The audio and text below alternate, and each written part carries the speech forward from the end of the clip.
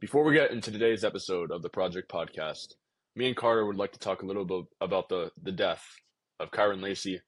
Carter, talk us through what happened, man. Really unfortunate incident that took place. He had some legal issues that was going on, and a lot of stress going on through his life, and it's unfortunate what he decided to do. But for me and Connor, we both think that it was a very unfortunate situation, and we hope that if you're listening and stuff like that, and you're feeling that type of way, just reach out to someone. It's unfortunate what he did, but trying to prevent that from um, anyone else to do that is the main goal. So. And let this serve as a reminder to everybody that there's always a better option and there's always going to be someone to reach out to. Now, with all that being said, back to our regularly scheduled episode.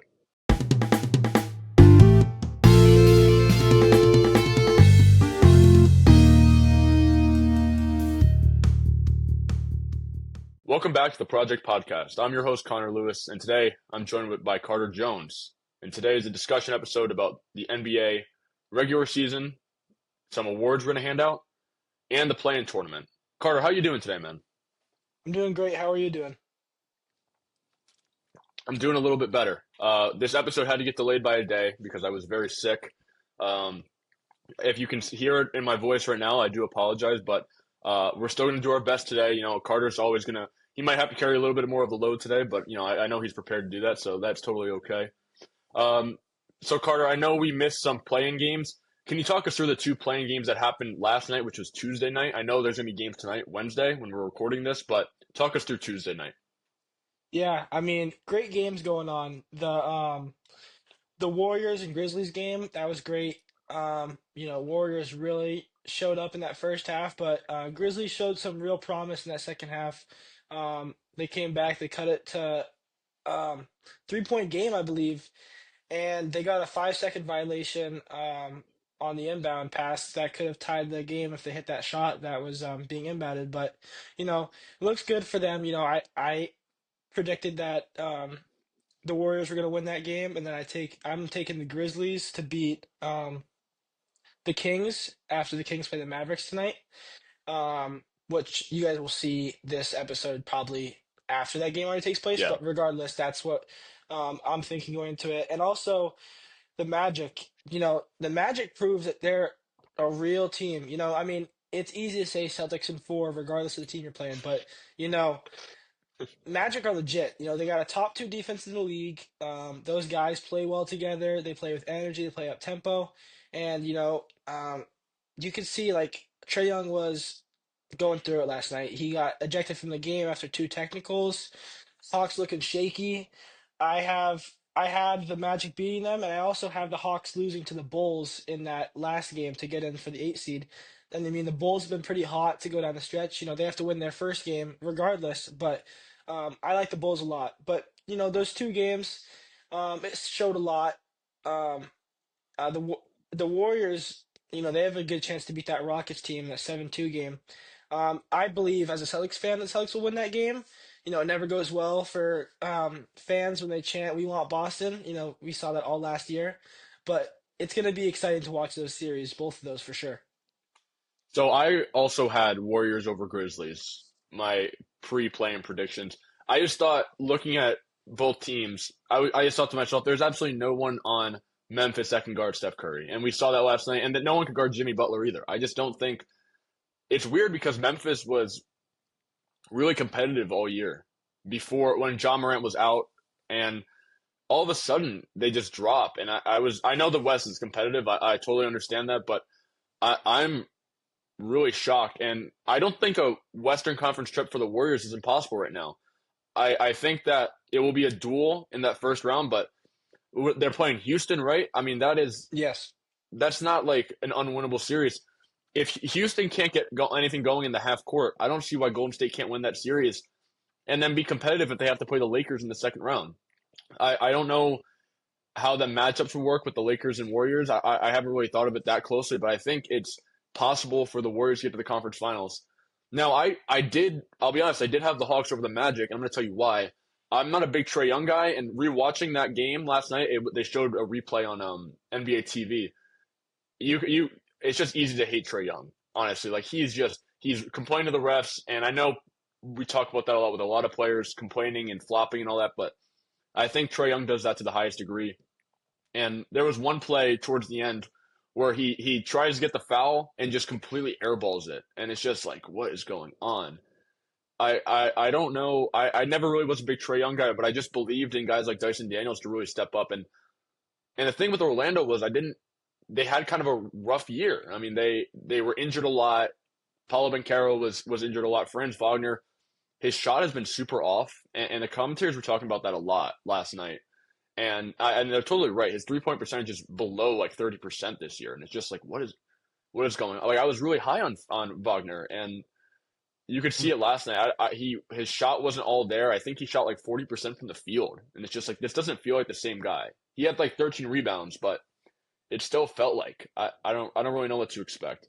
But listen, I'm gonna zag from you a little bit. I have Mavericks over Kings. Now, listen, I will say that maybe it's because I'm a homer for the Dallas Mavericks. I'm always going to root for them, but I just feel it. Like it's one of those games where I feel like nobody really cares either way because even if one of those teams makes the playoffs, it's like they're going to get swept by Oklahoma. But I just feel like Dallas could rally. Like I know it's been a terrible year for Dallas, and I've talked about that a million times now. I've had like multiple segments on this show about the terrible season Dallas has been having, but I just feel like they could rally. And if the Kings win, I won't be surprised. I'll be totally crystal clear on that. I won't be surprised at all. But I I don't know. Do you think Dallas could rally at all, or are you just all Kings right now? I'm definitely not all Kings. I mean, I think it's tough with the Mavericks. I mean, their whole overall roster is not looking too great. I mean, they're going to be heavy reliant on Anthony Davis in that game. Mm, Um, but I mean, the Kings have a pretty good overall roster. I feel like they fill out more. I mean, they don't have like they don't have like a guy like I mean, they have Sabonis, but Sabonis is no Anthony Davis at his full potential and his full power. yep. But I think there's too many contributors with the Kings roster compared to the Mavericks, where it's kind of like you have Anthony Davis, Spencer Dinwiddie, and where else do you go from there? I mean, I I, I don't think that it's gonna matter really who wins that game between the two of those.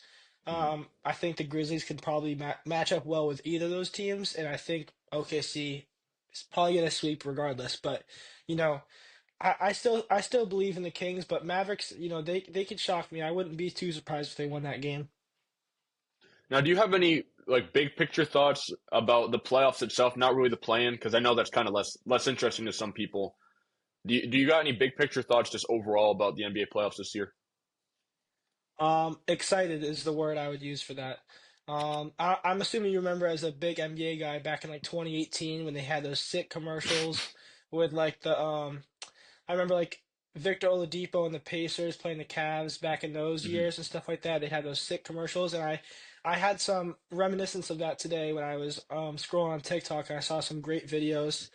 Um, and they were like making edits of like the Bucks and Pacers series, along with the Lakers and Timberwolves series. Like Hmm. every like those middle games on both sides are going to be really good. And I think the West games, the 7-2 game with the Warriors and Rockets, is just going to be exciting. I think the whole first round should be really competitive. I mean, excluding for the most part the 1 versus 8 games, I feel like those shouldn't be too competitive unless the Cavs, explode for some reason, which I don't think they will. But I think overall it should be just exciting basketball to watch, good series. I don't see any of those games on either side, like the 2-7 and the games in between those as well, being a sweep. I don't think anybody would be able to sweep in those games, but I think those series you got to keep your eyes on them. I think the one series people are going to be most excited to watch is the Lakers versus Timberwolves series. This is going to be a true test for Anthony Edwards if he wants to prove himself as like a top 10 guy going into next year. If he wins the series, you could argue that he's going to be like a top 7 guy, but if he just shows up well and performs well, not even if they win it, but I mean, it's going to be a true test to see the type of superstar that he's going to be later down the line. I'm more pessimistic on that Wolves Lakers series for Ant. I think this is a series where it feels like Kobe 20 years ago, where he was just going full hero ball, and he was taking like 30 shots during the playoffs. If I think the Lakers want that to happen, I think they want to see Edwards just take as many shots as possible and just let guys like Gobert and stuff just just fuck around basically and just Yeah. let him shoot. Who cares, right? And I think that's what it's going to come down to. I'm really pessimistic on this Wolves series for Minnesota at least. I I just don't see a world where they get close to the Lakers. I know it's going to be competitive, but I think Edwards is just going to try to do too much. He just feels like the type of guy. I think he's become obsessed with the Kobe and Jordan comparisons, and maybe he doesn't show it, but I feel like when you watch his game, you can feel like there are times where he just rather shoot than give a guy an open shot. There's no better way for me to explain it, but I think when the series begins and we start really paying attention to what Edwards is doing, we're going to see that really, really well. Yep. I completely agree. And just before we jump into it today, Mm. we don't got to get too much into it, but just quick thoughts on probably one of the closest series I imagine in the first round. Who do you have between the Knicks and the Pistons? I have that. I have that as like my third note. I was looking back at like the stuff from the last decade. The best first round series, Dallas Clippers from 2021 is like one of my first thoughts. Yep. Utah versus Denver. I think that one went to seven. It was like they Hmm. blew the 3-1 lead. Yes, I And remember that. Spurs Clippers in 2015, which is one people don't talk about, but it was like Duncan's last good series, but Blake Griffin was still playing really well. This could end up being the best first round we've seen in a decade, which is like crazy. I remember at the beginning of the year, I was thinking about going to a Celtics game, and the Celtics, they're so fucking expensive, like it's insane. Yeah. And they were playing the Pistons, and it was like $20, and I'm like, the Pistons are. I don't understand, and the Pistons came out of nowhere, and I think what are they 4 now 5 seed? They're they're the sixth seed because I think the Knicks are the three seed.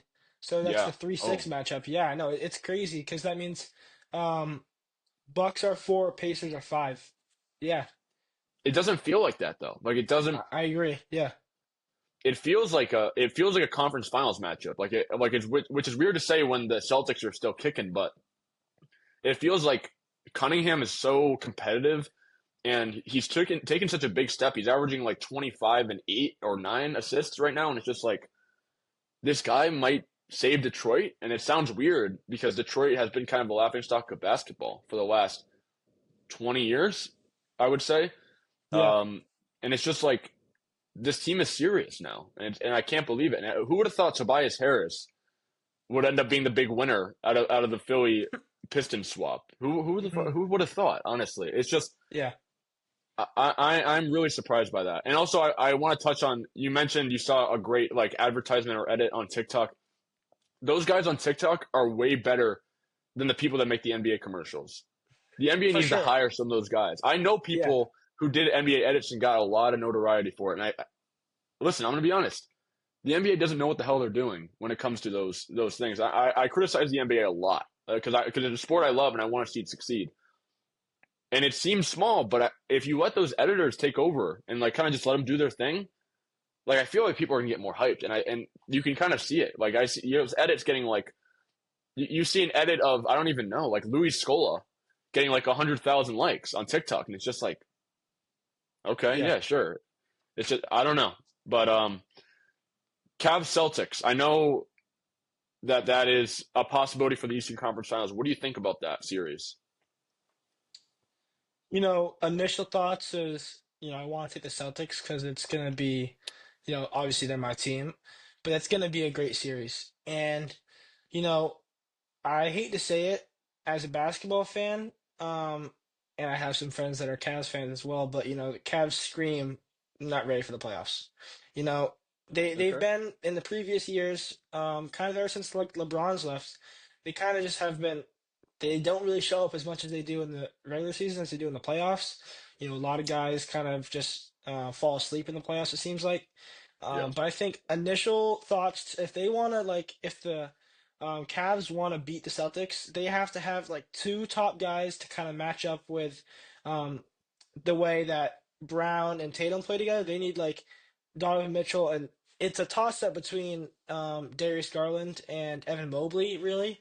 of Mm, who's going to be that running mate to go with Donovan Mitchell. But the great teams in the previous years that usually win the championships have two top guys in that team that can just go off either night. You look at the Nuggets with Jamal and Nikola, and then you also go to like the Celtics, and then even the Warriors. They like Clay and Steph, and that's what the Cavs need to do. And it's I think if it's gonna be either of those two, it's got to be Mobley to get a big to go with Donovan Mitchell.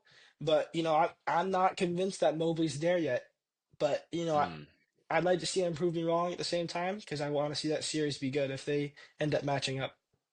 Now you don't think he's defensive player of the year right now? Because I know there's a lot of buzz between him and Draymond. Do you not? You don't think he is at all? You know, I don't know. Like it's so tough. I feel like the awards this year, like it's more opinion based than factual based that you can kind of base off of. Like it's like there's not a whole lot of facts that'll like prove one certain way. You know, Hmm. I'm gonna touch on it a little bit later in one of our awards. I actually have neither of those guys, in my opinion, of who really deserves defensive player of the year. You might be a little bit surprised, but also not because you talked about him a little bit earlier. But I mean, regardless, Mobley he's going to impact on the defensive side of the ball, but they also need him on the offensive side of the ball. You know, it's weird to say that a number one seed doesn't have as much offensive firepower as you really think, but it's true. I mean, it you got Donovan Mitchell, Darius Garland. Sometimes he hasn't proven Mm. himself to be consistent in the playoffs, and then you kind of ask where else is the scoring? You got Ty Jerome off the bench, but then I don't see like a bona fide scorer necessarily to go with Donovan Mitchell yet. And this playoffs is really going to be really telling because I don't know how long this Cavs team is going to stay together if they keep performing the way they do in the playoffs. But we just got to wait and see. I know playoffs are totally different, and also I'm excited to hear your defensive player of the year pick. But I know playoffs are totally different from regular season.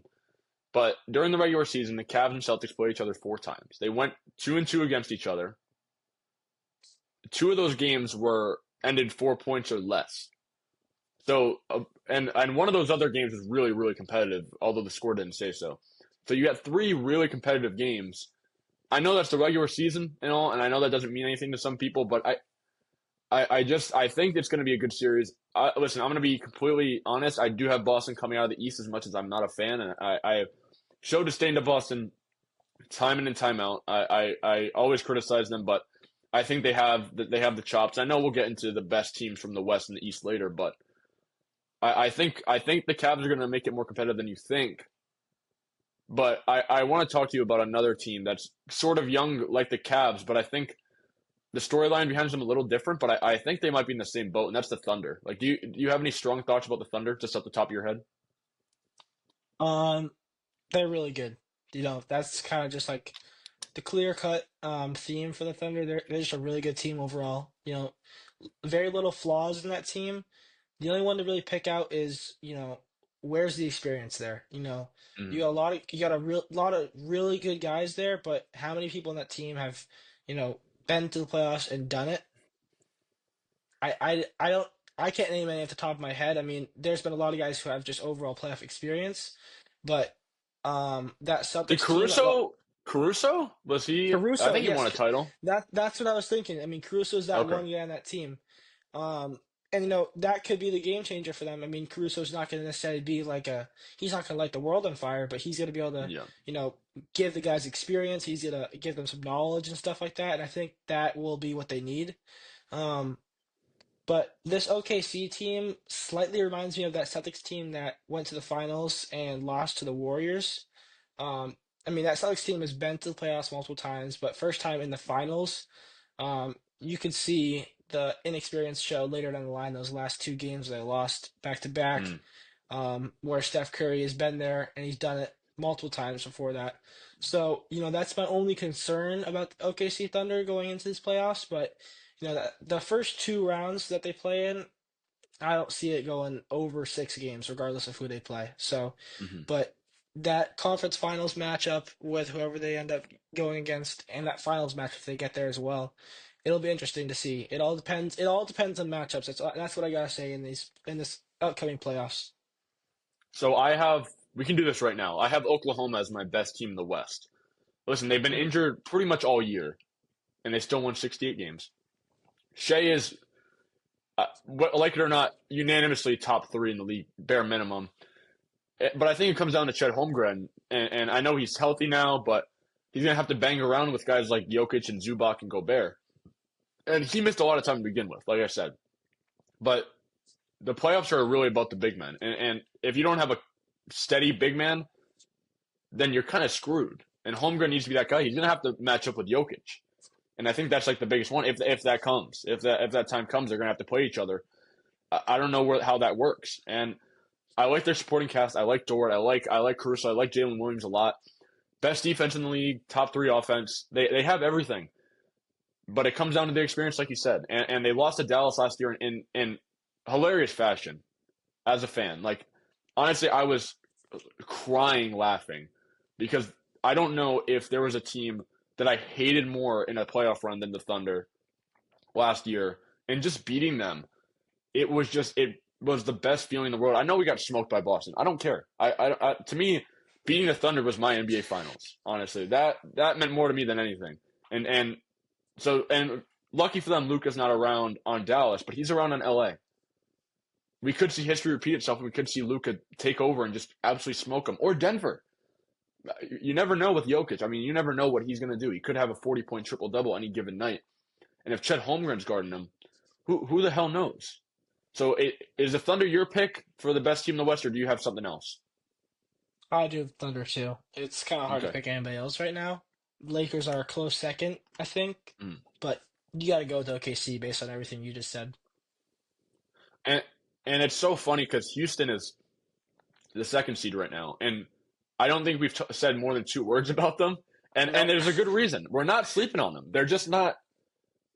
They and I think I have something about them later. Honestly, if I might have forgot, but I have something about them later in my made up awards. But they're just to me they're nothing. The Houston Rockets are not going to go anywhere this playoffs. They'd be lucky to get out of the first round. If they're gonna have to play Golden State and Curry, and who's guarding Curry and Butler. They have Alsir Thompson, and he's great. I Yeah. like him, but who the hell is guarding both of them? And if Butler has 40 and Curry has 10, then it's a win-win for Golden State either way. They just don't have the firepower yet. And I've been hearing from a lot of sources. This is not a joke. This is a real thing from a lot of sources. I really that are reputable.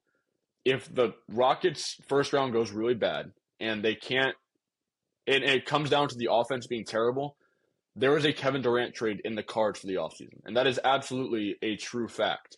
And I'm speechless to hear that from a lot of people that are reputable. These are not just random guys that I'm talking to on Reddit. These are real people in the NBA industry who are close to executives. A I don't even know what to say. Can you just take it away? Because I'm gonna like pop a blood vessel if I keep thinking about the Rockets trading for Durant. Can you take it away from me, please? As a Suns fan and a Devin Booker fan, I'll take it. Any value for Kevin Durant right now is needed. You know, um, just being really close and liking Devin Booker a lot. I wish they would just trade him in the offseason. Yeah, I don't really I don't necessarily care for the Suns. I care for Devin Booker, and I'll root for the Suns because he's on their team. But they're horrible, and they put themselves in the worst positions with coaching staff recently.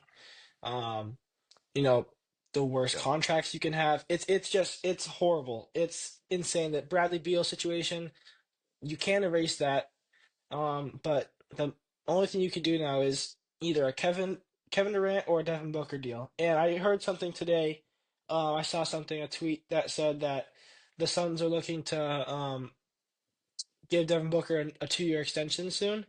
Um, Whether he takes that or not, it's supposed to be a lot of money.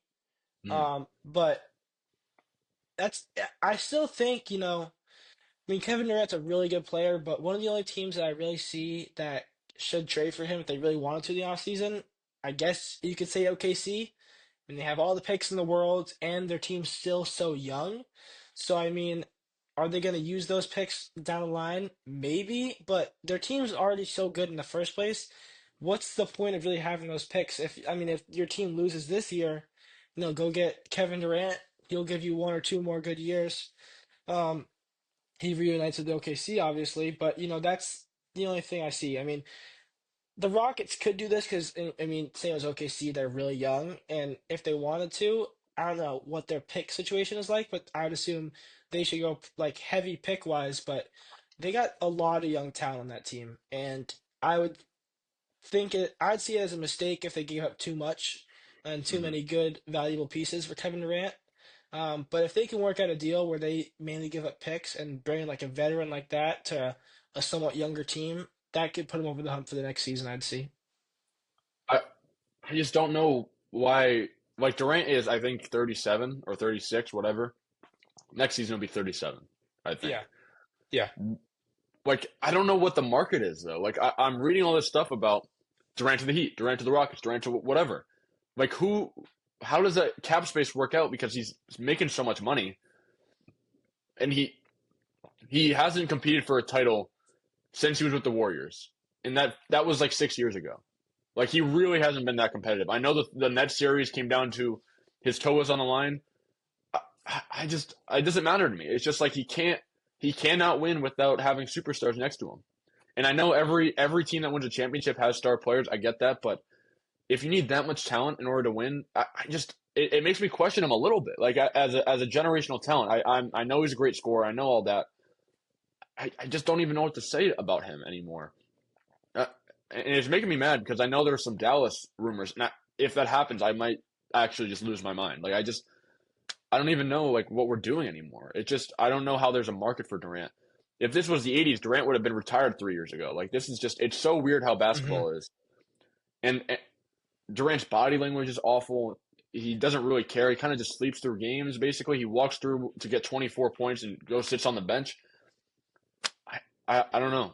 Do you have any last thoughts about Durant before we move on to the best of the East? Yeah, I'll keep it pretty brief, but um, I saw something, I've seen it multiple times where it Mm. says Durant to the Celtics. Keep him away. Like keep him as far away as possible because the trade rumors that I saw would be based around Drew Holiday and Oh my Porzingis. God. Like What? stop. There's no point in doing that. I mean, I get moving off Porzingis and Drew Holiday after this season, but if you're gonna do that, at least you'll get another big in return after giving away Porzingis. And what is Kevin Durant going to do besides sit on your bench? I mean, Mm. you already got Brown and Tatum as your wings that are starting. You're not going to start Durant over either of those two. So what is he going to do? Be a six man for you while you have your starting center be Al Horford? No offense Yeah. to Al Horford, but I mean, there's going to be. I still say this, and Celtics are still going to be really good regardless. But um, I mean, they don't have bigs, and that's the unfortunate thing. They don't really have any bigs. And I think I mean, they got Porzingis and he's got, based off what people say, 1 year left in him. And then besides that, you got an aging Al Horford. You got um Neemias Queta, and then like Luke Cornett. Like, what are you gonna get from that? You're not gonna get anything, any good future with that. And giving up Porzingis, you're big for a wing that's aging. Just stop all that talk. I don't think Brad Stevens dumb enough to do that. I think that's just media buzz overall, and I hope that is because that would just be horrible for the Celtics. I honestly haven't heard anything about that. I there was some when Durant was still in Brooklyn. I know there was some talk about that for like a Brown Durant swap, and It was even it at that was time, yeah, it was Brown and Derek White, and that also yeah, would have been horrible regardless. I agree. And even in the moment, I'm like that's not going to happen. But I didn't think Durant was going to get traded to Phoenix either. I thought he was going to Philly. But Mhm. I guess I don't know what I'm talking about. But I just don't know. Like I'll get off the topic, but I don't know like what the market is for Durant anymore. Phoenix is in a really bad position. I mean, between the Bradley Beal thing and the Devin Booker is kind of unhappy, and they've gone through 3 coaches in 4 years, and I I don't even know like where Phoenix goes from here. And they're not exactly like a historic franchise. Like it's not like they have like history to back themselves up on. Other than I think the Pelicans, I think they may have the worst situation in basketball right now. Like and I really think that they really have no future. They have I don't think they have like many picks. I mean, they swapped all their picks in the Beal trade, and they're in cap hell. I I, I would hate to be a Suns fan. And I just and I have friends that are Suns fans. So if you're listening, I'm sorry, Zach. Um, you're a good friend of mine, but it's just a brutal situation. I'm gonna get off this topic. I want to talk about the Boston Celtics. We were talking about them a little bit with the Durant thing, but listen, I still think Boston's the best team in the East. I know it's not exactly a hot take to say that. I'm sure people want me to say Cleveland or New York or something. Here's the problem. If you want to say Boston won't win the title, they're going to be fatigued. I mean, they played their guys all year round. Tatum and Brown get heavy minutes. They're coming off a title, a very long series of playoff series. Just I know they handled Dallas in 5 games, but that it wasn't like Dallas gave them a little bit of trouble. Like there was at moments it felt like I didn't think Dallas was going to win after game two, but it still felt like Dallas was in it. So they may be a little fatigued. And that's the only way I think they could lose the East. They never went on a real losing streak more than like 2 games this year. They have experience. They have the second best offense in the league, a top five defense. That's usually pretty much the formula for a great team. Tatum and Brown have both been excellent. I have no complaints, especially about Tatum, a guy that I'm not super hot on. I think this is his best year. Maybe that doesn't say much, but he's had some really strong years, and I think that he's exceeded what he's used to. I could see Indiana giving them trouble. I think they have a little bit of a vengeance story here, where it's like last year they kind of got swept away. As soon as we knew New York wasn't going to play Boston, everyone was like, okay, it's Indiana. Who gives a shit? I think there's a little bit of a chip on their shoulder. And it's like, Indiana's going to come out firing. I'm pretty high on Halliburton. I think he can play well. And then I think the Cavs can give him trouble. And maybe people would rather have me talk about Milwaukee or New York or Detroit, maybe. I don't know if people even care about Detroit. But I think Cleveland has like a good matchup on them. I think Mitchell is a guy who's prone to catch fire, and he's in a good spot this year. This is the best team Mitchell's ever been on, and that says a lot. He's been on some good Utah teams. This is a really good time to be an NBA fan because the Celtics are the top dog. I mean, they're coming off the title, they're defending champions, and they're the best team in the East. But there's still like a small chance that they could get knocked off their horse by a team like Cleveland, who no one's really talking about. Everyone's talking about New York and Boston. What do you think? Who is the best team in the East right now? I also have Boston. Hmm. I mean, it's not super exciting to talk about because, we're both talking about the same teams, East and West. Yeah. But I mean, there's a point behind our reasons, and it's a pretty common theme for most analytics out there to say that it's going to be OKC and Boston in the finals. But Hmm. I mean, Boston's proven themselves to be really good in the playoffs. You know, Tatum, his whole career has been a winner. He goes to the conference finals, um, and he's won it a couple times now. And he's won the chip. He's won the chip, and that Hmm. team structure is basically same as it was last year. Um, and they'll match up well with anybody they face. Really, I mean, the team that challenges them a lot is OKC. That's their toughest challenge, and that's on the Yeah. West. I don't see I don't see Cleveland being able to hang with them for 7 games. There's no way in my eyes that they can. Um, if I'm being honest, the team that could cause them the most havoc, and this is kind of crazy to say because they could also get knocked out of the first round, just matchup based is the Bucks. Giannis is healthy. Giannis in the playoffs is one of the closest things currently in the NBA to being unstoppable. Yeah. He's he's relentless. If they can get Dame back, that's big for them, and that's going to affect them in that first round series. He's going to miss a couple games. I'm not sure how many. Um, but you don't need a whole lot when you got Giannis around you. And if Dame shows up like he does in the playoffs, hopefully, and some other guys just play their roles well. Kevin Porter Jr. has revived his career. He's done great over there. He's a good six man for them. Um, if they can make some noise in the playoffs, if they get their rhythm going, to get Dame back and he's playing the best basketball he can be, and Giannis is just doing Giannis things. I think that's honestly the team that challenges Boston the most, strictly based off of like how matchups would go. But you know, it's probably going to be Cleveland and Boston in the final in the conference finals, and it's probably gonna be Boston. I have Milwaukee stuff later, but is is Dame healthy? I know there's the blood clot thing. I don't know like what how serious that is. Uh, I know we saw blood clots that was the big issue at the end of Chris Bosh's career, a player that I really adore. I that's my biggest thing with Milwaukee is that if he's missing time, there's no way that they go anywhere. And my question to you is if Dame's out and Milwaukee loses to Indiana in like 5 or 6 games, is Giannis out of Milwaukee? I mean, I've seen stuff like 3 or 4 years ago. You see Mm, the average hypothetical Warriors and Lakers trade where they get a superstar, and I saw stuff where the Warriors get Giannis.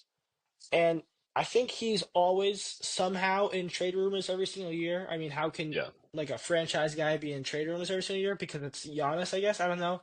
That's just how it works with him. But if he's not out of there, you got to move around a lot of pieces so you can work around him. You know, Shout out to my brother Rowan. He's a huge Damian Lillard fan. I love him a lot mm, too. He was great in Portland.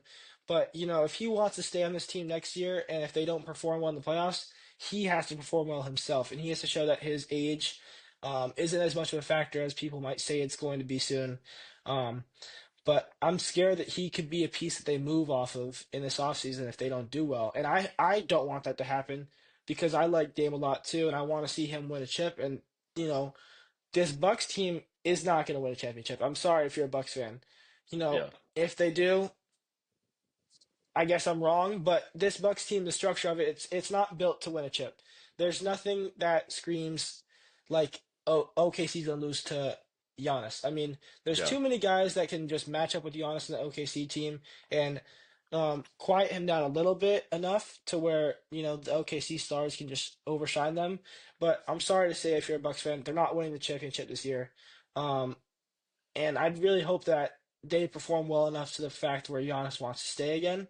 But it's another weird situation. I mean, obviously it's not like a Sun situation, but it's kind of like your team's the 4 or 5 seed, the 4 seed, but are they really that good of a 4 seed compared to like in the West where you have like 7, 6 seeds that are like 7 or 6 seeds that are better than that 4 seed with the Yeah. Bucks. So it's a weird situation.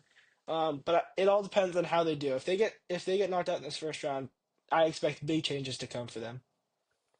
I'm a little older than you, so I remember the Giannis trade rumors being a thing since like 2019. Like I think this was like pre-COVID. We're talking about Giannis to Miami or Giannis to Brooklyn or New York. I just I just remember watching like videos from like I don't even know if he's still around, but there was this guy AM Hoops.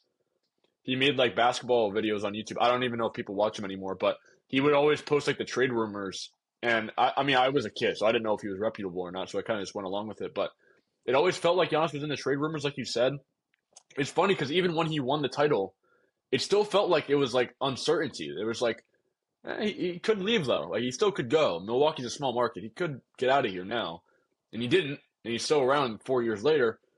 But it still feels like it's not impossible for him to get out now. And I don't know. Maybe I'm wrong on that. But I think everything you said about Milwaukee is pretty much accurate. So I'm gonna pose you the last prompt you gave me, and then we'll get into my awards. Favorite playoff performance of all time, or I guess of your lifetime, because I don't know if you want to count stuff that you didn't really watch. Yeah, I went based off of games that I've personally seen. Yeah, me too. Um, and I'm gonna say unbiased. I like Devin Booker a lot, and I Hmm. chose his game against the Lakers in 2021, where this was their run to the play. This is a run to the Oh championship. yes, yes. This was a closeout game for them. Devin Booker put up. I have it as I think he had 47 points in Oh, this game. He had 47 and 11 to go with 11 boards. I mean, that's just crazy as it is. But like, I mean, he's really good. He was really good in the series and in this game alone. I mean, the thing this was like the first time LeBron was knocked out of the first round ever. yeah, it was. Yeah, and that's coming from a young star. Devin Booker was probably if he's like almost 39. He's like 25 then. He's on like he was probably entering near his prime then. And this was like you see Devin Booker now, he's more passive than he was before. This was um like I'm gonna get hot, Devin Booker. This is where he like when he gets the ball, it's going up and it's probably going in. And this whole playoffs, you know, as a Suns fan at the time, it was so exciting to watch. They were just such a young and like exciting team to watch. DeAndre Ayton looked like a um, soon to be top 10 center based off of this Yeah. playoffs run. Mikal Bridges was really good. Cam Johnson, as a UNC fan, I liked him a lot. Chris Paul was just there, and he was a good veteran guy who helped them win. Um, but strictly, I looked at this whole series. I looked at this whole run for Devin Booker and just like find his best game because I feel like Mm. he was phenomenal. I mean, throughout this playoffs, he averaged 27 points and 5 boards and 4 assists in 22 games. But this game stuck out to me. There's a lot more behind it than just knocking off the Lakers. You're knocking off LeBron in the first round, which has never happened besides this one point, and that's being done by a 25 or 26-year-old Devin Booker who was phenomenal in the whole series. So that's just my favorite playoff performance that I've seen. I do remember this series really well. I'll be honest. I remember the feeling when because the Lakers were the 7 seed, I think, and the Suns were the 2 seed. If I have that right, I might be wrong, but I think I have the seeding right. It still felt like the Lakers could win, and I think everyone was like, okay, the Lakers, like betting odds wise, the Lakers actually had the better odds to win the series. Yeah, And so when Devin Booker came out and he just absolutely dominated, what do you say? He had 47 in yeah, closeout game. Yeah. Listen, I like to talk about a player having juice. I think of the last like 5 years, I don't know if a guard has ever had that much juice in like one playoff run. And I know he didn't win the title. I get it, but like it just felt like Devin Booker was like upping himself into superstardom. I just can't explain it. And in the moment, it was just like LeBron, LeBron lost. It just didn't seem right. Like we were so used to LeBron making the finals. He had just won the finals the year before. It was just like I don't understand. Like how could he lose in the first round like that? It doesn't make any sense. hmm Now I'm curious. How did you become like a Booker fan? I'm very curious about that. I think you might have told me, but I just want a refresher on that. This is actually, you know, it's a funny story. Um, when I first got my first phone a while ago, I think it was in Mm. sixth grade. I was Oh looking wow. for a phone case for it, and there's this one website that sold like NBA phone cases or NFL phone cases, and for some reason the Devin Booker one just stuck out to me. I was like, this is pretty cool. So I ended up getting it, and then later down the line, I did a lot more research into Devin Booker. I'm like, this guy, the way he plays, it's exciting to watch, um, and I want to be a Devin Booker fan. And I remember when he dropped 70 against the Celtics and Yeah. lost. That reminds me of the Jokic game this year against the Timberwolves where he scored something crazy like 60 points or something like that, and they ended up Oh losing yeah. as Yeah. well to the Timberwolves. Like those two games kind of resonate and they kind of resemble each other in the fact that like some guy goes off and they still lose. Um, but I always like to root for guys. I root for Dame a lot too. Guys to win a chip, who haven't had like the best teams around them for the longest time. Like those early Suns teams and like the late 2010s were horrible, horrendous teams. And it was basically just Devin go out there and just score a bunch of points because that's basically like the only hope that they had to win games back then. Mm. But just his play style kind of stuck out to me watching like highlights and stuff like that, and it made me like him a lot. That's actually a good story. I guess you didn't tell me that because I didn't know that at all. I remember those like ads before like YouTube videos where it'd be like the sports, like it's like a clear one and it has like the little like Yes, like player the on it, app, right? Yeah. it like show like the Apple logo too. If like you had the Yeah, Apple yeah, phone, yeah. they'd be holding it and shooting the Apple ball. Yeah, Yes. I mean Oh my God. that's exactly what it was. I think I still have that in my room actually. For I think it was like the iPhone 11. So Oh, I didn't even know like I never knew people bought those. I always thought it was just like some like internet thing. I just like yeah, you never expect anyone to own that. That's really fucking funny. Wow. Okay, that's no shit. Well, I'm gonna give you mine, and it's actually kind of a funny story. when this was happening, I remember it really well because I guess I had to be in seventh grade, and me and my dad were watching TV. It was late at night, and we were flipping through stations, and it was the Raptors versus Sixers game seven, in which Kawhi drops maybe the most infamous game winner of my lifetime. And it was the last play. This is absolutely a true story. It was the last play, right as they were about to inbound it. And my dad was about to switch the station. I said, wait, there's just one play. Let's just see what happens. And I didn't really know about the NBA. I followed it a little bit. I was playing 2K a little bit. My dad was totally out in basketball. He stopped watching like in the early 2010s, I think. I think after the fifth Lakers win with Kobe. So he didn't even know what the hell was going on. And all I remember is it's off to Leonard, defended by Simmons. Is this the dagger? Dun, dun, dun. Oh! And I was running around my living room, fucking screaming. And I was like, oh my God, I cannot believe what I did. And my dad was just like, he didn't even know what the hell was going on. Like it looked like he didn't watch basketball. It was just like he was like totally confused. Just my favorite moment. I think it was just because I was with my dad and it was such a memorable moment, and it was the first game winner I think I ever saw. It had to be because I don't remember. I don't have an older memory really other than that. Just watching that, I can still remember it very vividly. Kawhi Leonard hits that game winner against Toronto, the first ever Game 7 buzzer beater, which is weird to think about, but it's true. It was May 12th, 2019. Kawhi had 41, 8 and 3, 3 steals. And here's the thing. People forget how close this game was because the Raptors, other than Kawhi having 41, the rest of the team was awful. Nobody shot above 40% from the field except Kawhi and Serge Ibaka. Fred VanVleet was 0 of 5. Gasol was 3 of 8. Kyle Lowry was 4 of 13. And Pascal Siakam was 4 of 11. And this was a time where we thought like Pascal could be like a guy. Like if Kawhi were to leave, Pascal could be somebody. And Kawhi wasn't really hitting the jumper well, but that buzzer beater just means so much to me. And to me, I know I didn't see the whole game in the moment, but after I rewatched it, and Kawhi was just kind of doing whatever he wanted. It felt like like Larry Bird a little bit in that sense. But just that moment alone just solidifies it as my favorite playoff performance ever. Yeah, first thing I'll say is you nailed that impersonation. I've On watched it so the many times. Yeah, The replay, I've watched it a million times, I think. I mean that shot. If it's not top five buzzer beaters of all time for like NBA analytics, when you're talking about that, your list is probably flawed.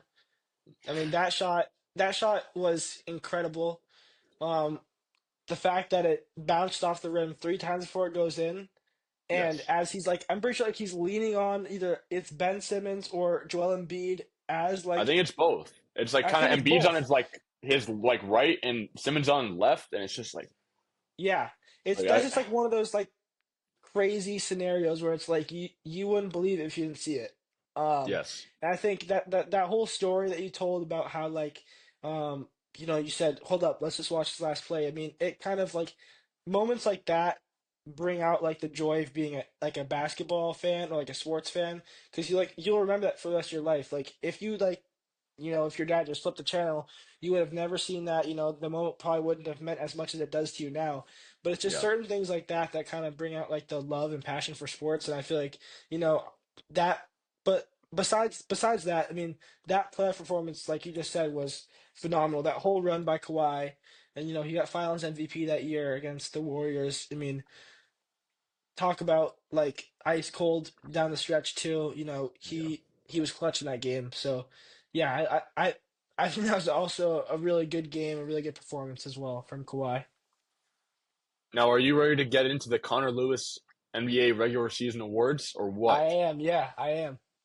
Because I'm excited. Okay. I want to start with, I'm going out of order, so just be Okay, ready that's for that. fine.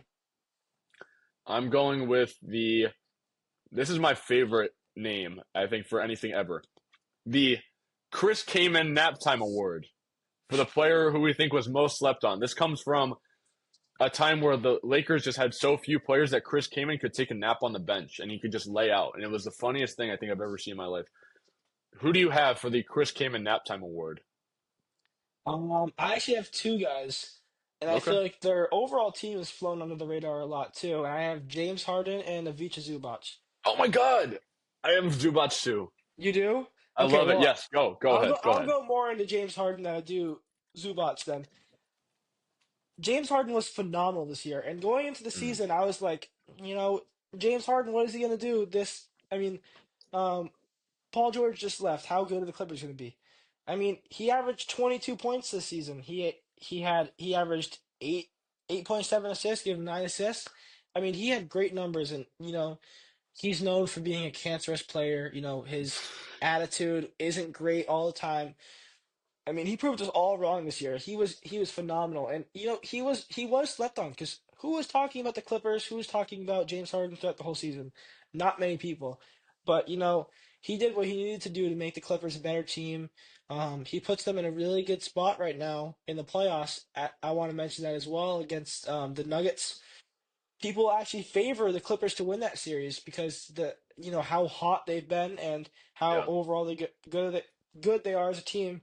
I don't want to talk too much about Zubac since you're going to talk about him too, but he was phenomenal. And I saw some stupid Instagram graphic, talking about the Lakers. Who isn't talking about the Lakers? But it's like, what happens to the Lakers? Didn't trade him. You know, he's that five man that if they had him, Lakers be the one seed for sure. They'd be better than OKC. But I mean, he was great this year, and he's just I don't know. No one really talked about him either. So I agree with you on James Harden, honestly. Um, I'm glad we're having the Clippers discussion because we didn't really in the first half of the video. But listen, the Clippers have been shockingly good, and Harden's his like advanced numbers make him look a little better than he is, I think, because he still gets to the line like he's usually doing. Like he can get Mhm. to the line just as often as he usually can. He still hits his free throws, all that. Maybe he's not finishing the same just at the rim overall, but I think his playmaking is still always great. I mean, there's no denying that.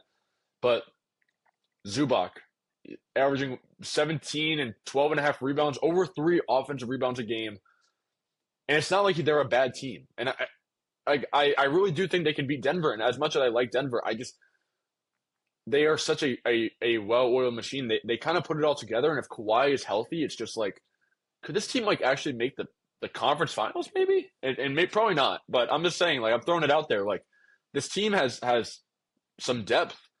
The advanced stats are off the charts. All the defensive like advanced numbers, whatever you want to look at, is off the charts. But when you look at the film, when you break down the tape, he sets screens. He strong interior presence. He boxes out. He does all the things you need from a big man. He'd probably be player of the year if he was in college. I mean, it's just he's just that type of guy. He's just like a perfect fit for any team. And he's one of those guys that's kind of bringing back the old school big man. That's like, I'm not going to shoot outside of 5 feet, but I'm still going to get a double double and a couple blocks, and you're not going to be able to do anything about it. And I feel like that's a great thing for the NBA. I don't have any more thoughts on Zubac, but I think we can come to consensus that Zubac he deserves the award. Listen, we've given Harden a lot of props over the last decade. I think Zubac deserves an award because he's not going to get anything, unfortunately, as much as I love him. Mhm. The 2015 Hawks Award for the playoff team that is the biggest pretender. I'm going to start because I really want to talk about this.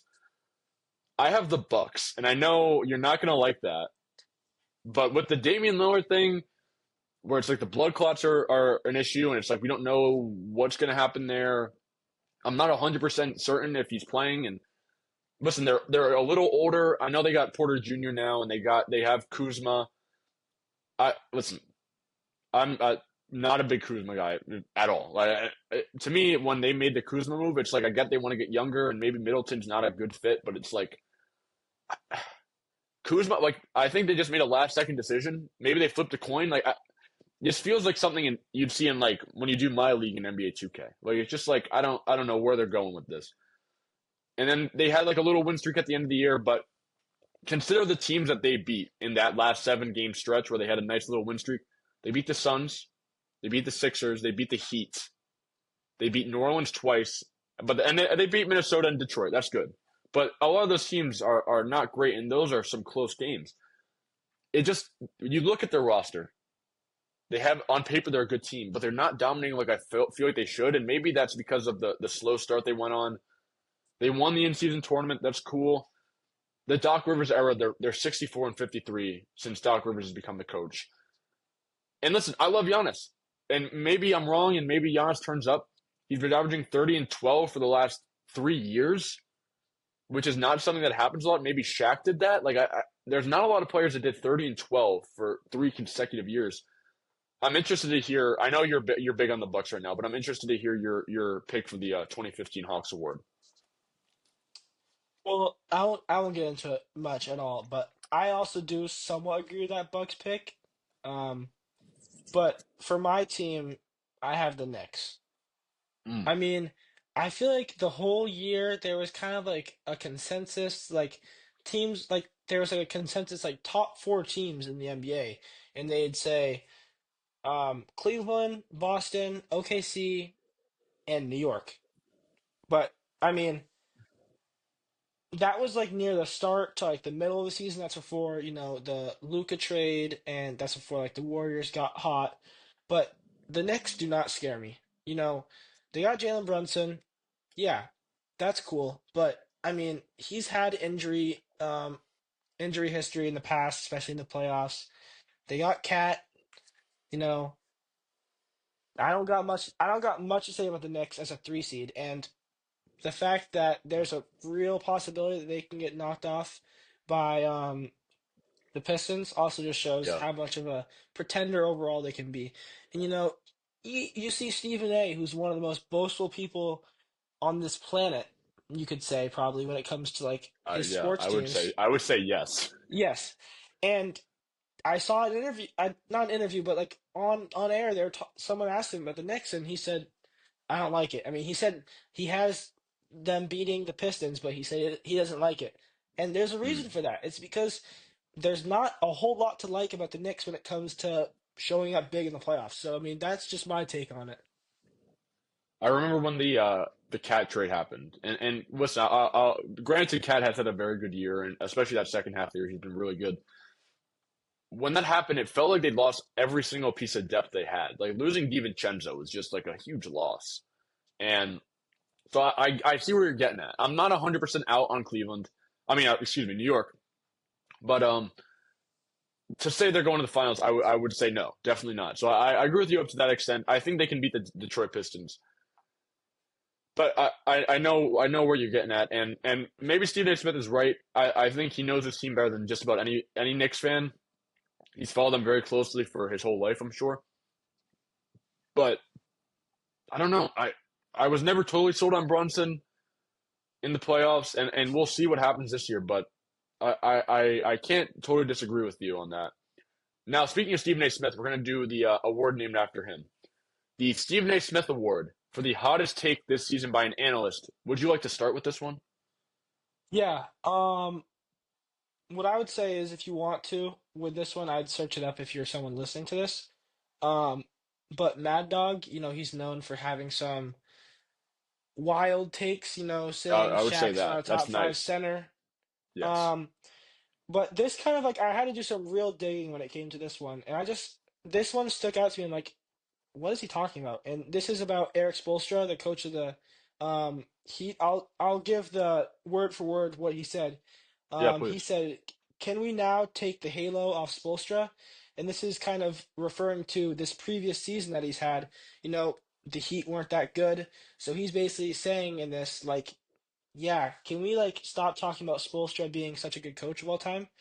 What are you talking about? I mean, he's he's probably one of the better coaches in recent history. Yes. He have always been a good team, regardless of how good their players are. He always makes them such a good team, and that's his philosophy. That's the way he coaches and stuff like that. Like you look at those Jimmy Butler years.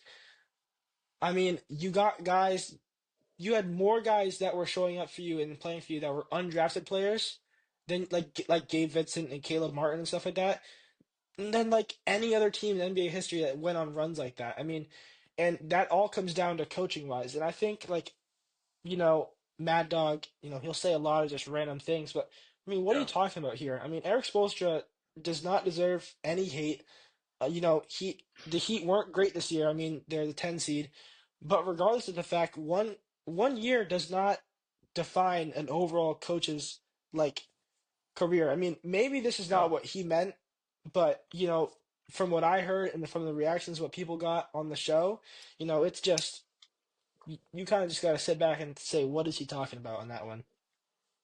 Listen, I hadn't heard that quote, honestly. I hadn't heard that take, and I totally agree with you. I love Spoelstra. It was back in 2018, I think. This was like the first year I started paying attention to basketball. He made like the Heat look really good. Like they made the playoffs, and their rotation was like Josh Richardson, Dion Waiters, Tyler Johnson, Wayne Ellington, like guys like Hassan Whiteside. It's just like this is like Mhm. how was he making this team look that good? They won like 45 games and they were kind of competitive and it felt like that is a perfect example of what a guy like Spoelstra can do as far as Heat culture. He's not going anywhere unless he decides to resign. Riley would never fire him. I think Riley loves him. There was a time during LeBron's tenure with the Heat where LeBron did not like Spoelstra at all and tried to get him fired.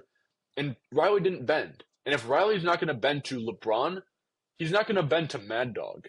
So I totally agree with you. I would. My last point with this is take what Mad Dog says with a grain of salt. He's a loudmouth and he's looking at anything to get views. You could say that about a lot of analysts, but I think especially him when his whole mantra is that like he's crazy or whatever. So just be take everything what he says with a grain of salt is what I'll say. For my pick, I actually have a quote from Stephen A. Smith, the guy that this award is named after. This was immediately after the Jimmy Butler trade, and this is a real quote. He said, "The Warriors are not contenders.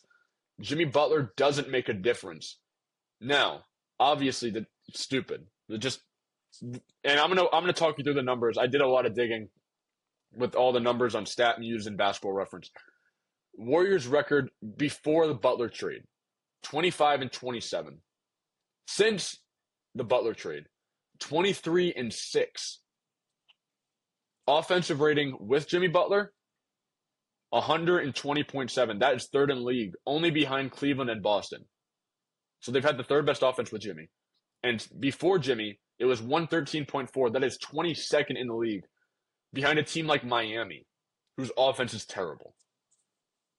And Butler does all the small things. Listen, he can't shoot that well, but he's playmaking.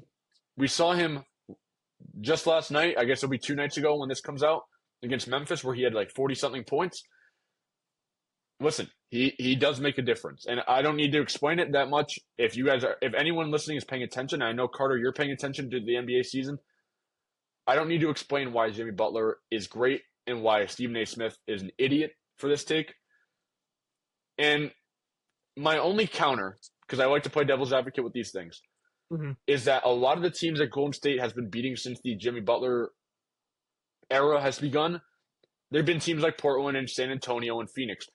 They're playing them a couple times, and maybe that boosts their record a little bit, but I don't think that makes or breaks this. 23-6 is unbelievable for like that's a good like Hmm. volume of games played with Butler. I don't think it really comes down to the teams that they're playing against. Do you have any thoughts on that take? Yeah, crazy to say. And Mm, no offense to Mad Dog, no offense to Stephen A. Smith or any, right, analyst of out course. there. Your job is to get views, and with that, you might say some things that you yourself don't believe, or you might, you know, um, kind of just like say things like to a greater extent than you really mean, just so you can get the Yeah, reactions of people. But that one is just plainly proven out wrong. Like the thing that I have from Mad Dog, there's no necessarily stats that prove that, I guess, but like you said with like the record they had was it just proves how impactful he was. And we were talking about it a little bit earlier. Um, we were talking about like TikTok edits and stuff like that, and I'll talk about it in yes, just one yes, second. But the big thing with Jimmy Butler in the past, same thing with James Harden, which I was talking about earlier, is he can be cancerous to team when he doesn't feel like his value is met. And with a guy like that, it's tough for him to accept that he's going to be the second option. I saw an interview of him, and he said that he loves playing Robin to Steph's Batman. And this is where the Mm. edit comes in. I saw a really cool edit of like them and like kind of just like crossovers from Batman and Robin to Oh, Steph I and like that. yeah, Yeah. and it was cool to see, but it really just shows like Jimmy's bought in. If Jimmy's saying stuff like this, Draymond, the personality that he has, he's not talking about like, hey, like we're excited to play these guys. No, he says we're trying to go win a championship. Like this team's bought in, and it kind of just shows that how Stephen A. doesn't know what he's talking about with a lot of NBA takes that he makes like this. It's just proven with the stats that you gave, and I agree with that. That's a wild take. Yeah, listen, I agree with you, and I think that the Warriors are totally bought in, and I think there's a high chance that they make the championship. I think Oklahoma is the biggest thing in their way, and LA as well. But I think we'll see how that unfolds. Obviously, we still have only a 30 game sample size of the Butler era, but we're gonna see how it unfolds in that first round against Houston, and whatever happens there basically decides how accurate this take was. I think. But Hmm. to move on to the next award, we have the John Morant versus the NBA award for the most ridiculous storyline that makes you think, what the hell are we even talking about? And I know this may sound a little confusing, but I'm just going to start with mine. Bronny James, the whole Bronny James arc. Listen, it's been talked to death. I get it. I understand, and I know we don't. I won't spend too much time on this, but I want to make it a point to say that nobody cares that he has more threes made in a season than rookie Michael Jordan. Nobody cares that he made his first start. No, like to everybody who is not a huge LeBron fan, that's a diehard LeBron fan, he is just a normal player, and that is how we should treat him. In my opinion, being somebody's son does not mean you should give him extra attention. I get views. I'm sure the views are through the roof. I totally understand. But this is a guy who's dominating the G League. That's great. I'm happy for him. But he is not making a huge impact in the NBA. If his name wasn't Bronny James Jr., then nobody would talk about him. And that is the simple truth. And I know I may get some backlash for that, and that's fine. I don't really care because I really have had this opinion all year. And you can track this back to the NBA draft when there was talks of LeBron requesting a trade if the Lakers didn't draft his son. And I don't know how accurate those were, but when those things are floating out, it makes your son look bad, it makes you look bad, and it makes the Lakers feel that pressure that they have to draft Bronny, or there's going to be some uncertainty with LeBron's future. Obviously, they did. I don't think there was any doubt that the Lakers weren't going to draft Bronny. But essentially, that's all I have to say about that, honestly. I don't know if you have any takes about that or if you just want to move on to your pick. Um, it's unfortunate because I have the same thing. You know, Wow. I know it's crazy, but at the This is same bad time, podcasting. it It's is bad bad podcast. podcasting. But it's true though. I mean, I would turn my phone on and I'd go on Instagram and I'd see Yep. clips, not even of Bronny in the game, Bronny in shoot around at halftime. What are you doing? Like, why would I want to see that? I mean, cool, Yes, Bronny can shoot yes. around and shoot. He can shoot the basketball. No surprise, he's an NBA player. Like, it's Yeah. it's insane to me. And to talk about the LeBron Glazers, we can say that think that Bronny James is the next coming and he's gonna be great based off of like some 30-point games that he's had in the G League. I like Mm, Bronny a lot too. I hope that he has success, but you also have to realize, and there's no stats to back this up. It's kind of just based off of like you want to say common sense. yeah. That G League team, their whole offense, everything they're doing, it's like their offensive scheme and their whole scheme as a team, it's for Bronny James to excel. And that's Right. that's no surprise for all young teams. You'll have like your younger draft picks, that team is looking to make them better. You can see that with the Celtics. They have JD Davidson. He's the G League MVP for a reason because the Celtics are looking to develop him. So they give him shine. Same thing with Bronny James. He's no JD Davidson, but Right. they're trying to make him a better player. So when everybody says, "Oh, Bronny drops 30 in the G League," yes. When your whole offense and your whole game is predicated around him scoring the ball and developing as a player, that's going to happen. So, I mean, no offense to Bronny James, obviously. I like him Of a lot course. too. But, I also don't think that he probably enjoys all this attention that he's getting because that just means the expectations for him are higher than they probably would be from a 55th overall pick in the NBA draft. And it's honestly just unfortunate for him. I know there's a bit of controversy between Stephen A. and LeBron when it came to Stephen A. questioning LeBron as a dad. You shouldn't do that, especially on air. But Yeah. regardless of the facts, there's too much attention on a 55th overall pick just because he's someone's son. And I think Bronny would, as a humble man himself, would probably agree with that as well. He isn't asking for this attention, it's given to him. So, you know, I feel like it's just kind of it's gone too far to what they're talking about. And, you know, they're doing it for clicks and they're getting them, sadly. So Listen, if Ronnie, if you want to come on the show, you're welcome anytime. You can call me or email me. But I agree with what you're saying. I mean, you make a great point where it's like he didn't ask for this attention, and maybe it just comes with being LeBron's son that you're going to feel that heat no matter what. But I mean, the expectations are sky high for him. If you ask me, and I've talked about this with a lot of people that are close to me, he probably should have just stayed in college at USC for another year. It would have done no harm. He still would have a future in the NBA as LeBron's son. He's gonna have his in. I think you should just develop your talent in the NBA and the NCAA. USC is a fine program. He could have made a real difference there, and he just decided to well, let me just join the NBA and see what happens. I, I listen. I don't get it. And with the Stephen A. Smith thing, here's my thing. Bronny is a grown man. He is in the NBA. You are allowed to criticize LeBron. You are allowed to criticize Bronny. That is Stephen A. Smith's job. And maybe some people think it's offensive or they don't like it or whatever. I don't care really, because back in when Ken Griffey and his son played together in the MLB, they were criticizing them if they fucked up.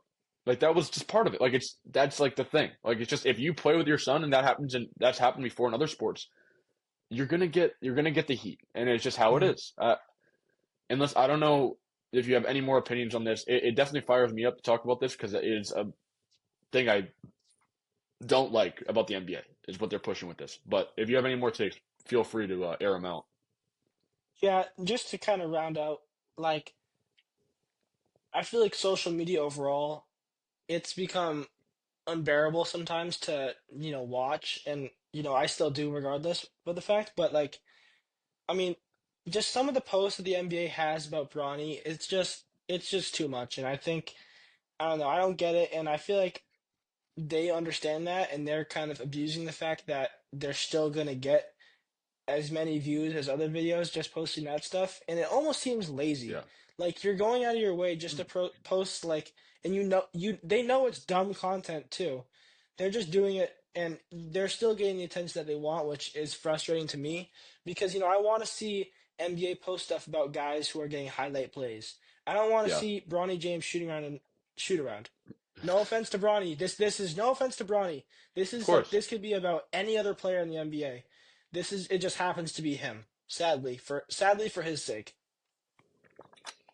Well, I think after that heated discussion, we're gonna wrap it up with one last award, a lighter award to kind of ease that tension that we just had after that like 10-minute discussion about Bronny, someone who's in the NBA and we are not. I have the It Ain't Our Ball award for the funniest quote of the season. And I'm going to go back to the Heat right here. Pat Riley, and this made me laugh out loud when I saw it earlier this year. He said, maybe I am washed after the Celtics won the title. So technically that's kind of like last year, but I'm going to consider this year. Just, I'm only picking it because not only did he say it directly after the Celtics won the title, but it is just so funny to use that in any context with anyone. You could use that in any sport. You could use it not even in sports. It is such a dynamic like reaction meme or whatever the quote meme from Bleacher Report. It is so dynamic and it's so versatile. We're talking about like as an athlete. But memes basically are athletes, if you ask me. Like there's a lot of comparison there. But I just love this quote. Maybe I am washed. It's just like, how does that not make you laugh? It's just I don't know. Give me yours. Give me yours. I have two, and I highly, highly, highly recommend you search these up on TikTok, YouTube, or Yes. anything like that you can watch it on because they're hilarious. My first one is OG Anunoby to Jalen Brunson after he was named captain, and it just says, Congrats, Jalen. Well deserved. And the video is just Fuck. hilarious. It's so funny to watch. It's just Can you so do if the you like? if you Can you please recreate the voice? Do your best impression. I don't know if I Please, can. please, please, please. Just try for the All views. right. Congrats, Jalen. Well deserved. And it's the dumbest video I've ever seen in my life because it's bunch of guys, showing love to Jalen Brunson.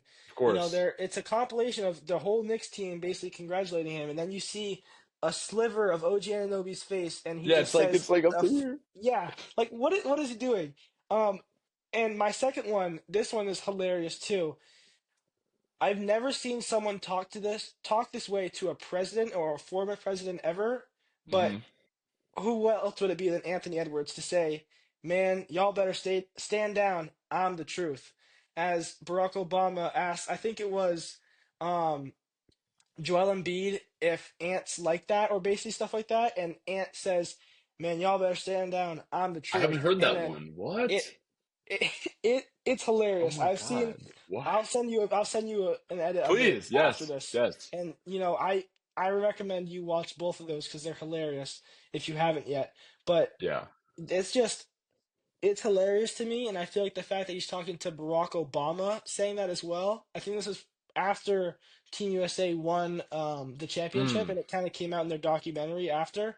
And Okay. it went somewhat viral just because of like, what is he saying? But then you realize it's Anthony Edwards. He's That makes expected to sense. say stuff like that. So, I didn't see the Netflix show, Court of Gold. I listen. I have a bad habit of not watching when like brand new sports shows come out. Like I didn't watch Quarterback when it first aired, the NFL show.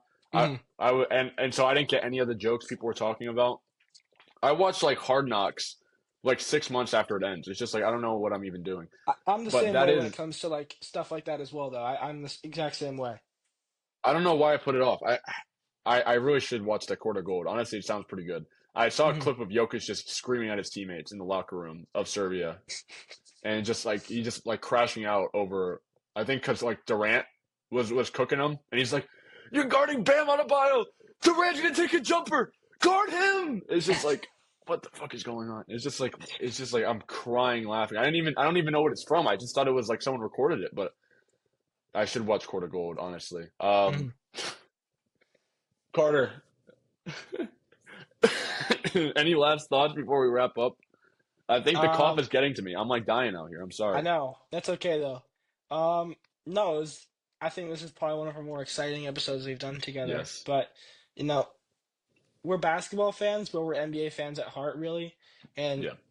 I think you can tell the difference between when we talk about the NBA and we talk about like March Madness and stuff like that. It's because we know Yeah. a lot more about the NBA. And, that'll probably keep coming with that. But, I mean, this is definitely one of the more exciting episodes to prep for and do a bunch of Oh stuff where yeah. I'm talking about as well. So, yeah, I enjoyed this a lot. All right. Well, I don't have any last second thoughts because I'm about to probably go puke my guts out. I'm feeling back under the weather. But honestly, I just want to say thank you all for listening. Carter, honestly, it's always a pleasure to have you on the show. Thank you again for being here. And with that being said, I've been your host, Connor Lewis, signing off.